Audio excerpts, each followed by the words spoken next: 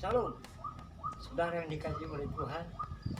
Hari ini kita akan mau belajar satu kebenaran firman Tuhan dengan tema bulan ini adalah integritas. Hari ini saya mau membagikan satu kebenaran firman Tuhan, yaitu dengan judul dapat dipercaya. Ada satu kisah dalam Alkitab, yaitu seorang mertua memberikan nasihat kepada menantunya. Seorang orang tua yang memberikan nasihat yang amat bijak supaya menantunya ini memimpin umat Israel dengan baik, yaitu antara kisah Yitro dengan Musa. Yitro menasihati Musa untuk memimpin bangsa Israel dengan baik, untuk memimpin bangsa Israel dengan adil. Karena banyaknya permasalahan, banyaknya hal-hal yang mau diurus, membuat Musa capek, membuat Musa lelah, membuat Musa kewalahan, sehingga dia membutuhkan nasihat. Mertuanya melihat kondisi Musa yang begitu lelah, sehingga dia mengutarakan nasihatnya. Kita lihat dalam Keluaran 18 ayat 21 yang berbunyi, di samping itu kau carilah dari seluruh bangsa itu orang-orang yang cakap dan takut akan Allah, orang-orang yang dapat dipercaya dan yang benci kepada pengajaran suap. Tempatkanlah mereka di antara bangsa itu dan menjadi pemimpin 1.000 orang, pemimpin 100 orang, pemimpin 50 orang, dan pemimpin 10 orang. Saudara yang dikasihi oleh Tuhan, orang yang memimpin adalah orang yang memiliki integritas.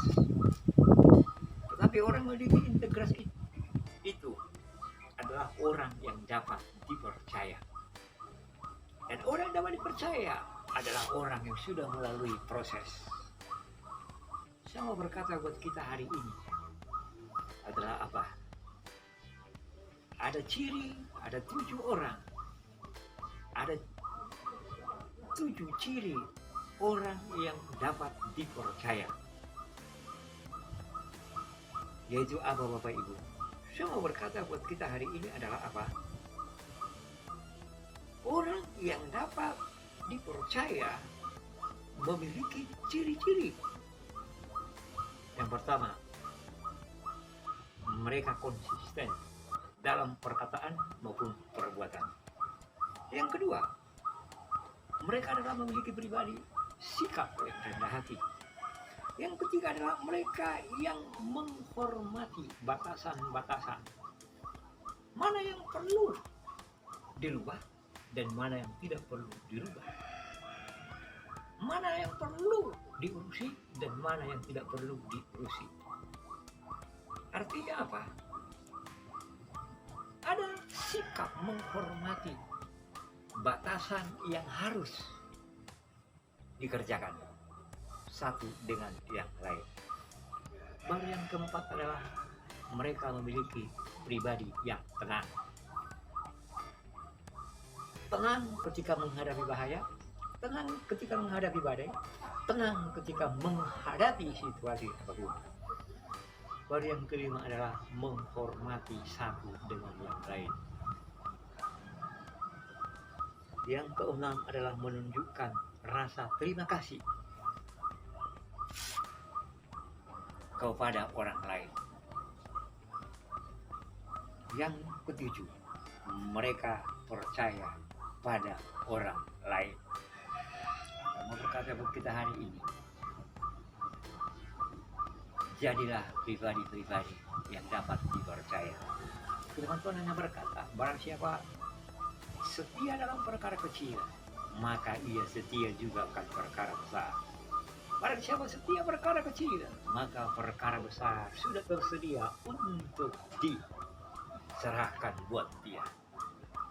pekerjaan apapun, pelayanan apapun, sekecil apapun, jangan pernah dianggap remeh. Tanggung jawab diberikan apapun, baik itu sebagai pelajar, baik itu sebagai guru, baik itu sebagai pendeta, baik itu sebagai pekerja. Lakukan pekerjaan menjadi pribadi yang dapat dipercaya. Lakukan tanggung jawabmu menjadi pribadi yang dapat dipercaya. Karena apa? Karena itulah yang dicari oleh Tuhan. Karena itulah yang diinginkan oleh Tuhan. Saudara yang dikasihi oleh Tuhan, buat dirimu menjadi pribadi-pribadi yang dapat dipercaya.